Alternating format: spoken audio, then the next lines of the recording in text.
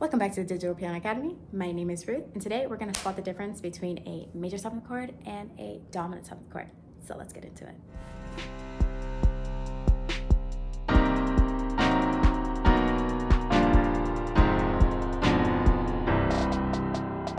Welcome back to my channel. Welcome back to the Digital Piano Academy. My name is Ruth. Welcome to another video. Today we're going to learn the differences between a major 7th chord and a dominant 7th chord. Now before we do, I need you to stop right now, stop whatever you're doing, and look at our subscriber count. We are almost at 1,000 subscribers and I'm so excited. So what I need you to do right now is click the subscribe button, subscribe to the Digital Piano Academy, also subscribe to my own channel where I post nothing but music content on there, and subscribe in the links down below where you can find my album, you can find me on my social medias, you can find me doing a bunch of things. And I also want to invite anybody who is a piano lover, who is just getting back into their studies, or they have some good knowledge on piano and they really want to take their piano lessons even further. They want to learn Latin, they want to learn bossa nova, they want to learn jazz, they want to learn classical. I encourage you to click the link in my bio and sign up with a piano consultation with me. Make sure you check out our online school where we post all of our courses, where we post tons of content. And if you want a one-on-one instructor, if you want to be a part of a community that's growing, then definitely click the link in my description and join today. Now let's get back to the video. All right, so let's learn the differences between a dominant 7th chord and a major 7th. The textbook definition says the main difference between a major 7th chord and a dominant 7th chord lies in the 7th interval, which we'll talk about. A major 7th chord has a major 7th interval, and a dominant 7th has a minor 7th interval. This is pretty much what makes it different. In a major 7th chord, we have a major 3rd, a major 5th, and a major 7th. In a dominant 7th chord, we have a major 3rd, we have a major 5th, and now we have a minor 7th. So those are the things that really kind of split these two chords apart and make them by ear and harmonically very, very different. I know sometimes it can get kind of confusing because some people will say major dominant. That doesn't exist as far as I know. It's either a major 7th chord or a dominant 7th chord, or in some cases people will just say C7, A7, B7, it's dominant. Anytime you see major and a 7th, it's a major chord with a major 7th. Let's start with the basics. We can always go to C. C is always good. Okay, so what I played right there was a major 7th. What I played there was a C major 7th, okay? And what makes it major is I build my triad first. I started with G to C, so I started with a major 3rd, a major 5th, and I added in my major 7th. And I get this beautiful chord, right? You can play it. It's so beautiful, right? Now, the way that I want to make this a dominant chord is by lowering the 7th a semitone, or a half step, so that I get B flat in this case, right? So this major 7th now becomes C7 or C dominant 7th, however you want to see that. However you want to say that. Okay? And that's pretty much the major difference. So now what you can do is really apply this in pretty much any key. So let's take D, for example.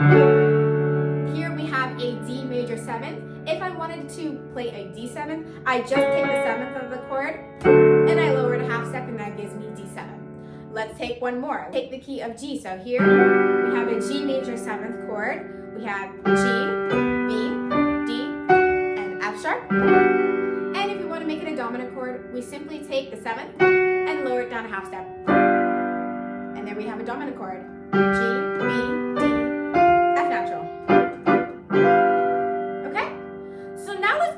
Put this into real practice. Like, what we're going to do is we're going to actually practice all of our major 7th chords in a cycle of 4ths. So the way that we're going to do this is we're going to play it in a cycle of 4ths. The cycle of 4ths is really easy because all you have to think about is a perfect 4th up from the last chord that you played. So now we're going to start with F major 7. Going to B flat major 7, E flat major 7, A flat major 7, D flat major 7, G flat major 7, B major 7, E major 7, A major 7, D major 7, G major 7, C major 7, and then back to C, and back to F.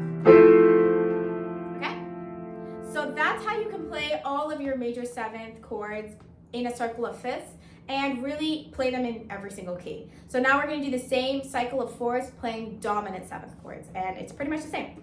Starting on F7, B7, B flat 7, E flat 7, A flat 7, D flat 7, G flat 7, B7, E7,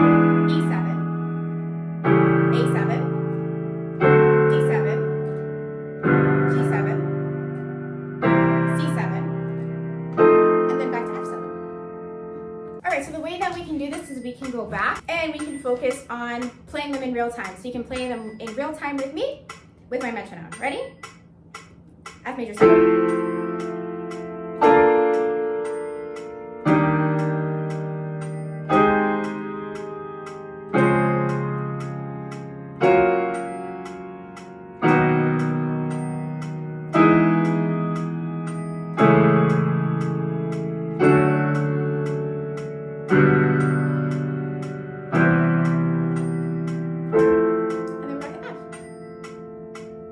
Okay, now let's do the same thing. We're gonna play all of our dominant seventh chords around the circle of fourths. Let's go.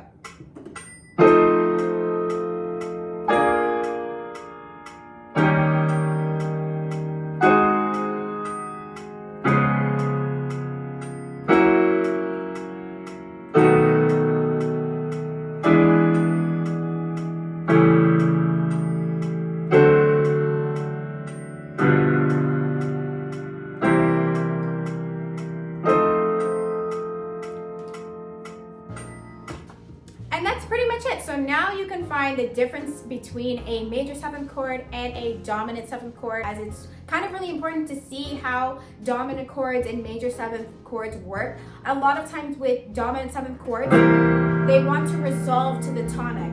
Okay? Finding the dominant seventh chord and finding the chord that it wants to naturally resolve to. So in this case, a C7 is the dominant of another chord and it wants to resolve to the tonic of that chord. A C7 is a dominant of F major and it wants to resolve to F major as a tonic. So if I play this chord,